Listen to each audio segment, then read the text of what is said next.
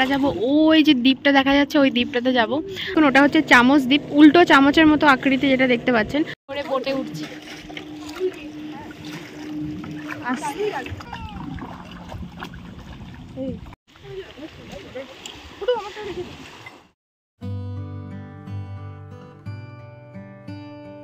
Good morning to everyone. আমার নতুন একটি ব্লগে আপনাদের সকলকে স্বাগত জানাই।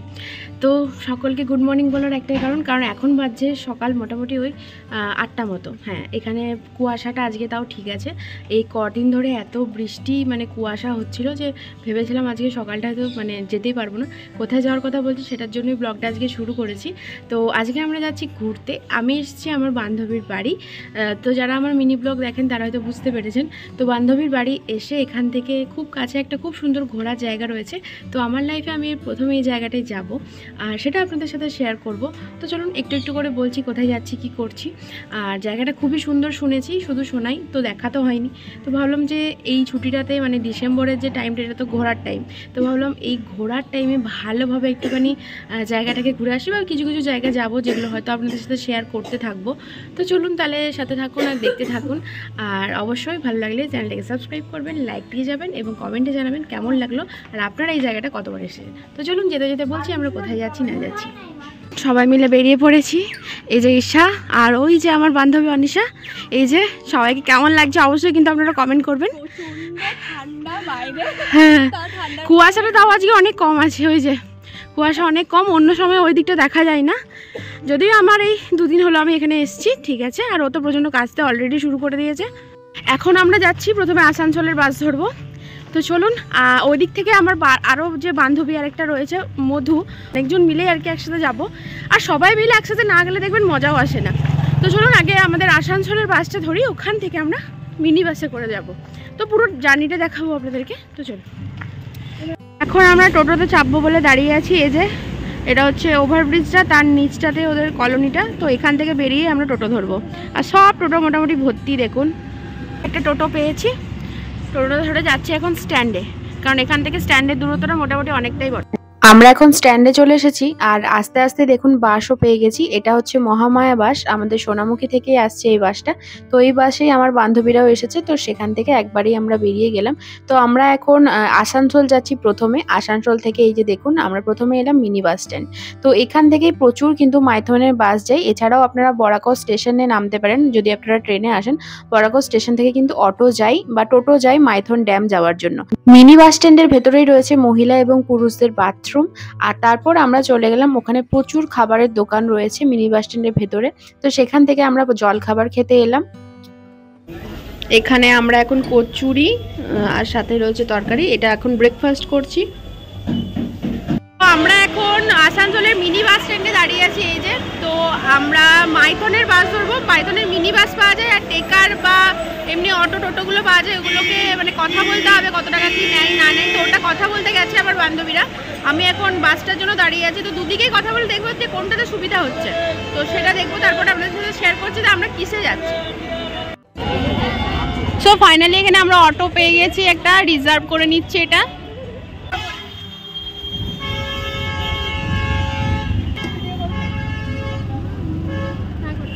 এখানে আমরা অটো পেয়ে গেছি, অটো একটা রিজার্ভ করে নিলাম, কারণ মিনি বাসে যেতে বলছে 50 টাকা করে ভাড়া পার হেড। তো তার থেকে ভাবলাম যে আমরা একটা রিজার্ভ করে নিই, তার থেকে আমরা নিজেদের ইচ্ছে মতো যেতে পারবো আর একদম কোথাও দাঁড়াবে না। সেই কারণেই আমরা মিনি বাসটা করলাম না, কারণ অলরেডি 10টা বেজে গিয়েছে, তো আমাদেরকে আবার ফিরতে হবে। তো সব কিছুর জন্যই তো আমরা একটা অটো করেছি। সেই অটোটা মোটামুটি বার্গেনিং করে আমরা 400-টে আনতে পেরেছি, এই আর কি। তো চলুন পুরো রাস্তাটা আপনাদেরকে দেখাবো, নিয়ে যাবো, সব কিছু করবো, ঘোরাবো। আপনাদেরকে আমার একটা কথাই বলা, আপনারা যদি অটো করেন তাহলে কিন্তু অবশ্যই বার্গেনিং করবেন, তাছাড়া কিন্তু ওরা অনেক প্রচুর রেট বলে দেয়। আমরা যাচ্ছি মাইথন, আর ওই মাইথন যে বাঁধটা সেটা রয়েছে ঝাড়খণ্ড রাজ্যের ওপর, যেটা ধানবাদ থেকে মোটামুটি ওই 48 কিলোমিটার দূরে। আমরা যাচ্ছি আসানসোলের দিক থেকে, একটু কাছে হবে আমাদের জন্য। আর যেতে যেতে দেখুন এখানে কত কয়লার পাহাড় চোখে পড়ছে। এগুলোকে বলে কয়লার মাইন। এখানে কিন্তু গ্রানাইট ফাটিয়ে কয়লা উৎপাদন করা হয় এবং আমাদের যে ভারতবর্ষের বিভিন্ন জায়গায় কিন্তু রপ্তানিও করা হয়। চলুন, কথা বলতে বলতে আমরা অনেকটাই ভেতরে চলে এসেছি। এখানে কিন্তু আমরা যদি বাসে করে আসতাম, মিনি বাস, তাহলে আমাদেরকে স্ট্যান্ডেই নামিয়ে দিত, তারপর আমাদেরকে আবার অটো ধরতে হতো। এই যে দেখতেই পাচ্ছেন তীর চিহ্ন দেওয়া রয়েছে মাইথন ড্যামের দিকে, তো ওখানে আবার এক্সট্রা টাকা খরচা হয়ে যেত। তাই জন্য আমরা ঠিক করলাম যে একদম অটোয় করে পুরোটা ঘুরে নেব। এতে কিন্তু খরচাটা অনেকটাই কম হচ্ছে আমাদের জন্য। এবার আপনাদেরকে একটা জিনিস বলি, এই মাইথন ড্যামের বেশিরভাগ অংশটাই কিন্তু রয়েছে ঝাড়খণ্ড রাজ্যের দিকে। আমাদের পশ্চিমবঙ্গের রয়েছে কিছুটা দিক, আর সেখানে যে লক গেটগুলো যে দিক দিয়ে জল ছাড়া হয়, যেমন আমরা এখন যে রাস্তাটা দিয়ে বেরোচ্ছি, এখানে যে বাঁধটা রয়েছে মেন, এই জায়গাটাই আমাদের পর্যটকদের জন্য যেরকম সৌন্দর্যের জন্য মন কাড়ে, সেরকমই রয়েছে এখানে দক্ষিণ পূর্ব এশিয়ার ভূগর্ভস্থ প্রথম যে বিদ্যুৎ কেন্দ্র, সেটিও কিন্তু এখানেই বিদ্যমান। এই যে দেখতেই পাচ্ছেন, এটা কিন্তু রয়েছে বরাকর নদীর ওপরে, আর এতটা সুন্দর লাগছে ওপর থেকে, আপনাদেরকে বলে বোঝানো যাবে না। কুয়াশার জন্য চারিদিক ঢেকে গিয়েছে। তো যাই হোক, এই সৌন্দর্যটা কিন্তু আপনারা না এলে দেখতে পাবেন না। এই যে পুরো রাস্তাটা, এটা কিন্তু রয়েছে আমাদের পশ্চিমবঙ্গের ওপরে, আর এই যে এখান থেকে ভাগ হয়ে যাচ্ছে ঝাড়খণ্ড রাজ্যটা। তো এরপরে যতটা দেখতে পাবেন পুরোটাই রয়েছে ঝাড়খণ্ডের ওপর, মানে আপনাদেরকে যেটা বললাম এতক্ষণ, বেশিরভাগটাই রয়েছে ঝাড়খণ্ড রাজ্যের ওপর। এই বাঁধটি কিন্তু প্রধানত নির্মাণ করা হয় বন্যা নিয়ন্ত্রণ করার জন্য এবং জলবিদ্যুৎ উৎপাদন করার জন্য। এবার আপনাদেরকে বলি, আপনারা যদি মাইথন ড্যাম আসেন, অবশ্যই আপনারা কিন্তু ঝাড়খণ্ড রাজ্যের এদিকেই আসবেন, কারণ এদিক থেকেই পুরো ড্যামটাকে কিন্তু অনেক সুন্দরভাবে আপনারা দেখতে পাবেন এবং অনেক কিছু কিন্তু এখানে রয়েছে। তো আমরা ওই জন্য আগে ঝাড়খণ্ড রাজ্যের ভেতরেই চলে এসেছি এবং এখান থেকে পুরো ড্যামটাকে খুব সুন্দরভাবে দেখবো। দেখতেই পাচ্ছেন, আপনারা যখন কোনো অটো বা টোটো ধরবেন, তখন অবশ্যই তাদেরকে বলে দেবেন আপনারা ঝাড়খণ্ড বর্ডারে নামতে চান, ওইখানের ড্যামটা দেখবেন। তা নাহলে কিন্তু ওরা অন্য অন্য জায়গায় নামিয়ে দেবে এবং বাকিটা কিন্তু আপনাদেরকে হেঁটে হেঁটেই ঘুরতে হবে। দেখুন, এখানটা কিন্তু অনেকটা সুন্দর। এই ড্যামটা কিন্তু প্রায় 15,712 ফুট দীর্ঘ এবং 165 ফুট উচ্চ, আর আয়তনে প্রায় 65 বর্গ কিলোমিটার।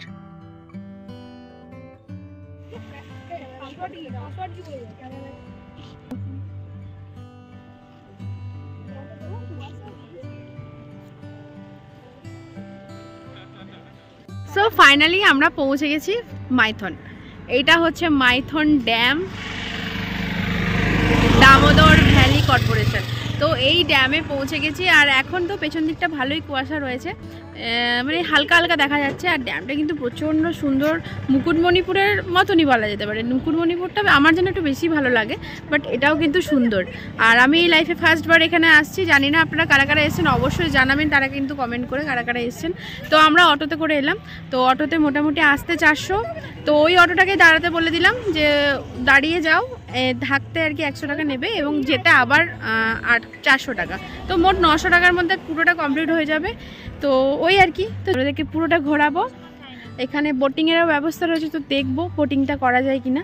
আর এখানে আমরা এখন ছবি টবি তুলবো। এই যে দাঁড়িয়ে গেছি। আমরা কিন্তু আর পশ্চিমবঙ্গের, মানে আমাদের ওইদিকে আর যাইনি, কারণ এখানে সামনে একটা ফেরিঘাট রয়েছে, এগুলো বেশ ভালো ব্যবস্থা রয়েছে দেখলাম। তা ভাবলাম এখান থেকেই বোটিংটা সেরে নিই। তো চলুন আমরা একটু বোটিংয়ের দিকে যাবো। আর এখানে কিন্তু নানান ধরনের দোকান রয়েছে।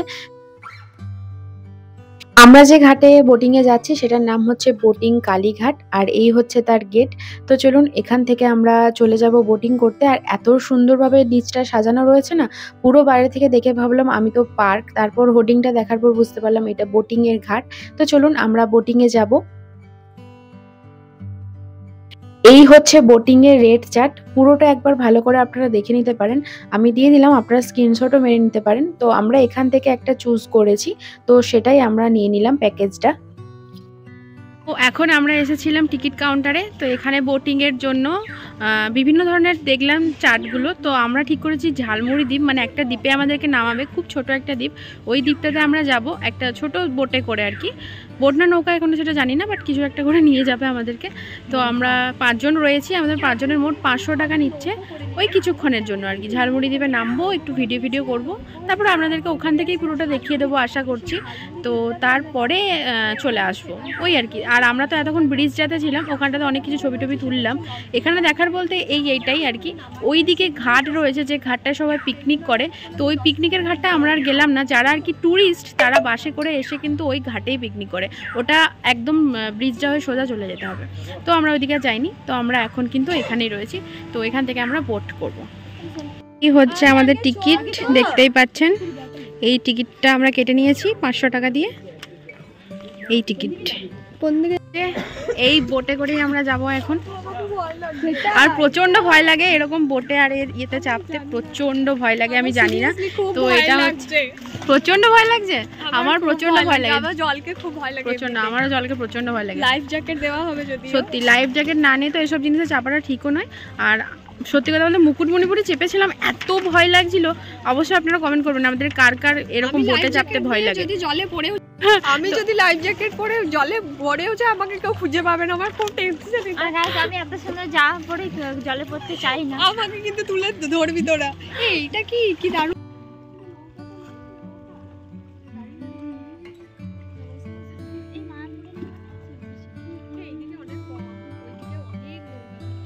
তো এখন আমি জ্যাকেট পরছি, লাইফ জ্যাকেট। এই যে এটা না পরলে একদমই জলে ডুবে বসে থাকবো, কারণ সাঁতার ফাতার জানি না।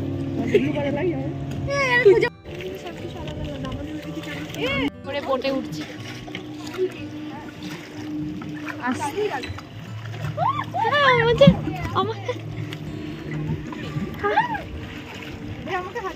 হ্যাঁ দাদা আমি আগে যাই। আর না যা তোর ভিডিওটা করি।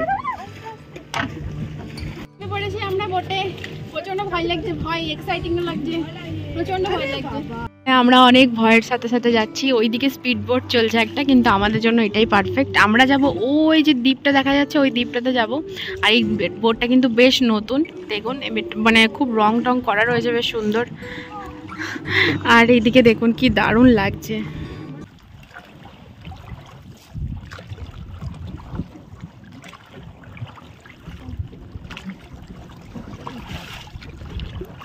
ওই যে হচ্ছে দ্বীপটা, এটা হচ্ছে ঝালমুড়ি দ্বীপ, তাই তো দাদা? এটা ঝালমুড়ি দ্বীপ তো? হ্যাঁ, এটা হচ্ছে ঝালমুড়ি দ্বীপ, কারণ এখানটাতে সবাই এসে রেস্ট করে, ঝালমুড়ি খায়, যেমনটা আমি অন্য ভিডিওতে দেখেছি, এই জন্যই বলতে পারলাম। আর ওইটা হচ্ছে উল্টো চামচ দ্বীপ না ওটা? হ্যাঁ, ওটা হচ্ছে উল্টো চামচ দ্বীপ, কারণ ওটা হচ্ছে দেখতে পুরো উল্টো চামচের মতো। ওই যে আর ওই সাইডে বোটিং হচ্ছে। হ্যাঁ, ওইদিকে তো আরো দ্বীপও রয়েছে। তোরটা আমি অ্যাড করে দিলাম, আমি কিন্তু কিছু বললাম। এই যে চলে এসেছি ফাইনালি। ওয়াও কি দারুণ লাগছে, দেখুন এখান থেকে পুরো ড্যামটা। আর ওই দিকটাতে পিকনিক করা যায়, ওই দিকটাতে, ওখানটাতে বাসগুলো দাঁড়ায়।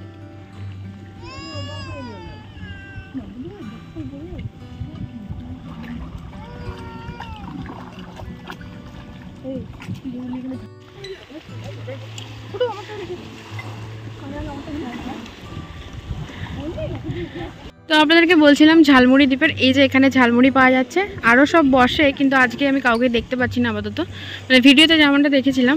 আর এখানটাতে দেখুন মানে জলটা যে আসছে, এসে পরে যে পাথরে মিশছে, এখানের আওয়াজটা দেখুন একবার।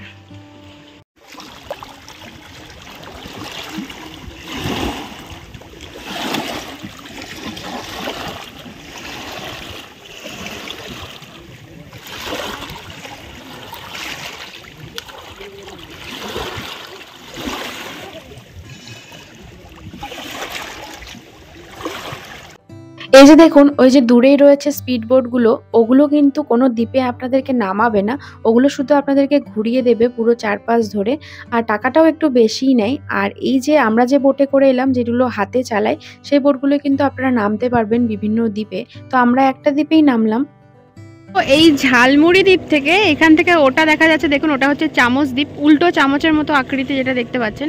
ওইদিকে আরও দ্বীপ রয়েছে, ওই দ্বীপগুলোর নাম আমি ঠিক জানি না, যদি জানি অবশ্যই বলে দিচ্ছি আপনাদেরকে। আর তারপর তো ওইদিকে আরও দ্বীপ রয়েছে। আর এইখানটাতে দেখুন প্রচুর বোট আসছে এই ঝালমুড়ি দ্বীপে, ঝালমুড়ি খাবে বলে। আর একটু ছবি টবি তুলবে, ভিডিও টিডিও করবে, এই যে আমাদের যেরকম সবাই করছে এখানে। তো চলুন ঝালমুড়ি দ্বীপে একটু ঝালমুড়ি খাবো। ক টাকা করে কাকু? দুটো দাও। এই দুটোতে হয়ে যাবে তো? ওরে দুটো ঝালমুড়িতে।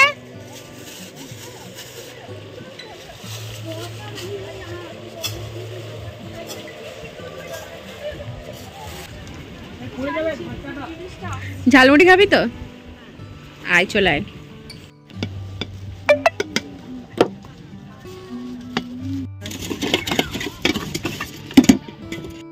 আমরা এখন ঝালমুড়ি দ্বীপে এসে ঝালমুড়ি খাবো না, এটা তো হতে পারে না, তাই ঝালমুড়ি খাচ্ছি। আর এই ঝালমুড়িটা খেতে মোটামুটি ভালোই হয়েছে, 20 টাকা করে নিল আমাদের কাছে, ভালোই নিয়েছে। আমরা এখন চেপে গেছি আবার বোটে। এবার আমরা লাইফ জ্যাকেট পরবো, তারপর বেরোবো। ঝালমুড়ি দ্বীপটা সত্যি, ঝালমুড়িটা কিন্তু অসাধারণ লাগলো আমাদের, সত্যি দারুণ লেগেছে আমাদের। হ্যাঁ, নর্মাল ঝালমুড়ির তুলনায় অনেক সুন্দর করেছে। তো এই যে ঝালমুড়ি দ্বীপ ছেড়ে আমরা এখন বেরোচ্ছি, লাইফ জ্যাকেট পরবো, তারপর বেরিয়ে যাব। আর এখানে দেখার মতো এমনি কিছু নেই। ওখানে কতগুলো গেট রয়েছে, যে গেটগুলো দিয়ে জল বেরোয়, তো সেই গেটগুলোর কাছে আর গেলাম না। ওখানেও দাঁড়ানোর মানে ওখানে নামার কোনো সিস্টেম নেই, ওখানে জাস্ট দাঁড় করিয়ে আমাদেরকে দেখিয়ে দেবে, তো এই জন্যই আর কি। তো এখান থেকে আমরা বেরিয়ে যাব। এই নৌকাগুলো কি সুন্দর ডেকোরেশন করেছে, এটাও বেশ সুন্দর লাগছে, কিন্তু এটা মানে কালার দিয়েছে, বেশ ভালো লাগছে। ভাই কেমন লাগছে? তো এখানে হচ্ছে দেখুন বোটগুলো কি সুন্দর লাগছে। তো আমরা বেরিয়ে যাচ্ছি ঝালমুড়ি দ্বীপ ছেড়ে। আমরা এবার তুই চালাবি সিরিয়াসলি? এই আমরা করেছিলাম তো পিকনিকে এসে, আমরা বহুত মজা করেছিলাম। আমাদের নৌকার যে ইউ আর গিনিস বুকে নাম উঠিয়েছো তুমি।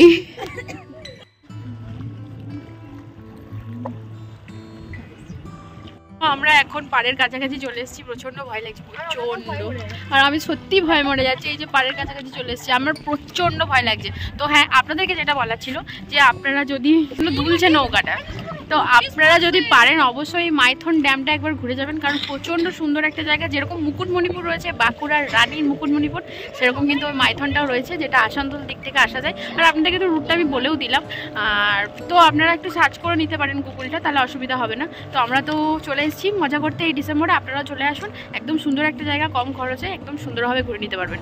অনেক অনেক ঘোরার জায়গা রয়েছে এখানটাতে, আরও দ্বীপ রয়েছে যেগুলোতে নামা যায়, আমরা নামিনি, ব্যাস এটুকু, কারণ আমাদেরকে আবার ব্যাক করতে হবে। তো চলুন, ওই যে হচ্ছে পাড়, এই দিকটা থেকেই আমরা চেপেছিলাম, আর আবার ওইখানেই নামবো, তারপর খাওয়া দাওয়া করবো। চলো চলো চলো, এবার আমরা নামছি। ওরে বাবরি বাবারি। তো এখানটাতে রয়েছে, তো এখানে দেখতে পাচ্ছেন অনেকগুলো খাবার, ভাতের হোটেলের দোকান রয়েছে, মানে ভাতের হোটেলের সাথে মোগলাই, রোল, পরোটা, ছোলা বাটোরা সব পাওয়া যায়। আর ওইদিকেও দেখুন অনেক কিছু দোকান রয়েছে, পার্কিং রয়েছে। আর ওইটা হচ্ছে যে ফেরিঘাটটা, ওটা দিয়ে আমরাই ঢুকলাম। আর এই যে ফেরিঘাট এখানেও একটা রয়েছে, আর এদিকে সব স্ট্যান্ডগুলো রয়েছে। আর আমার বান্ধবী এখানে দাঁড়িয়ে রয়েছে।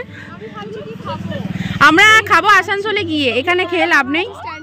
হ্যাঁ, স্ট্যান্ডে গিয়ে বিরিয়ানি খাবার ইচ্ছা আছে, এখন দেখা যাক। এবার আমরা যাব আমাদের এই মাইথন ড্যাম যে জন্য বিখ্যাত সেই জায়গাটাতে। তো চলুন আপনাদেরকে নিয়ে যাই।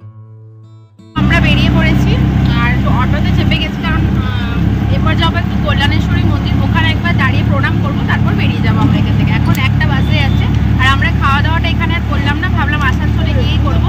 মোটামুটি পেটটা ভর্তিই রয়েছে, একবার আসানসোলে গিয়েই খাওয়া দাওয়া করবো। অবশ্যই কিন্তু আপনারা জানাবেন এই মাইথন ড্যামটা আপনাদের কেমন লাগলো আমার চোখ দিয়ে। আর আমি কিন্তু এখানে প্রথমবার এলাম, আর আপনারা কতবার এসেছেন বা আপনারা আদৌ এসেছেন কিনা সেটাও কিন্তু কমেন্ট করে জানাতে ভুলবেন না। তো চলুন এবার আমরা যাব মা কল্যাণেশ্বরী মন্দিরে, খুব জাগ্রত মায়ের মন্দির। মাইথন ঢোকার মুখেই আপনারা কিন্তু দেখতে পাবেন এই মা কল্যাণেশ্বরীর মন্দির, যেটা কিন্তু খুবই জাগ্রত। আমরা যেরকম আগে মাইথন ড্যামটা ঘুরে চলে এলাম, এরপরে ঢুকবো মা কল্যাণেশ্বরীর মন্দিরে, ঠিক সেরকমই আপনারা কিন্তু আগে এখানে ঢুকে তারপরে কিন্তু যেতে পারেন। ওই যে দেখুন ওইদিকে আমরা মাইথন ড্যাম গেছি, তো আপনারা কিন্তু উল্টোটাও করতে পারেন। তো চলুন আপনাদেরকে একটু ভেতরে নিয়ে যাই। এই মন্দির কিন্তু বহু পুরনো, প্রায় 500 বছরের পুরনো এই মন্দির, এবং খুব জাগ্রত মন্দির। এই মন্দিরে ঢুকতেই পরপর কিন্তু বহু দোকান রয়েছে, যে দোকানগুলো কিন্তু পুজোর সামগ্রী, মালা, প্যাড়া, তারপর বিভিন্ন ধরনের লাল চেলি, তাগা, অনেক কিছু পুজোর সামগ্রী সমস্ত কিছুই পাওয়া যায়। যেরকমটা তারাপীঠে রয়েছে ঠিক তেমনটাই।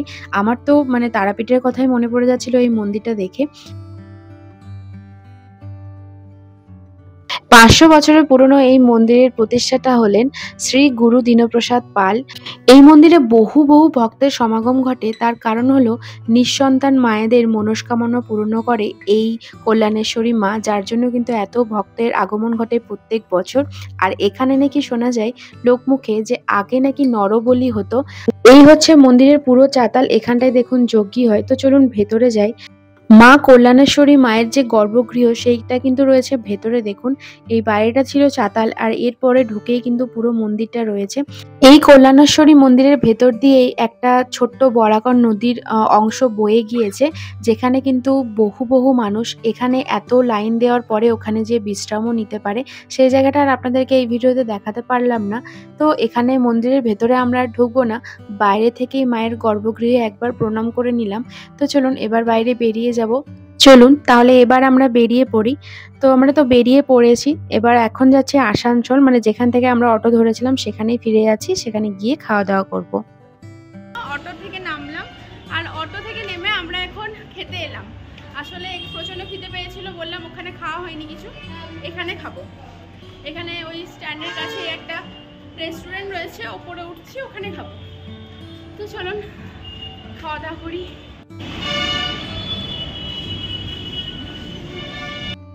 আমরা এখানে বিরিয়ানি অর্ডার করেছি আর সাথে অর্ডার করেছি চিকেন ললিপপ। তো চলুন আজকের ভিডিওটা আমি এখানে শেষ করছি। আশা করছি আপনাদের ভালো লেগেছে, আর যদি ভালো লেগে থাকে তাহলে অবশ্যই কমেন্টে জানাবেন কেমন লাগলো, একটা লাইকও দিয়ে যাবেন, এবং আপনারা যদি না গিয়ে থাকেন অবশ্যই একবার ঘুরে আসুন, এবং আমার চ্যানেলটাকে কিন্তু সাবস্ক্রাইব করতে ভুলবেন না। দেখা হচ্ছে পরের ভিডিওতে। সবাই সুস্থ থাকুন, ভালো থাকুন এবং অবশ্যই সাবধানে থাকুন। টাটা।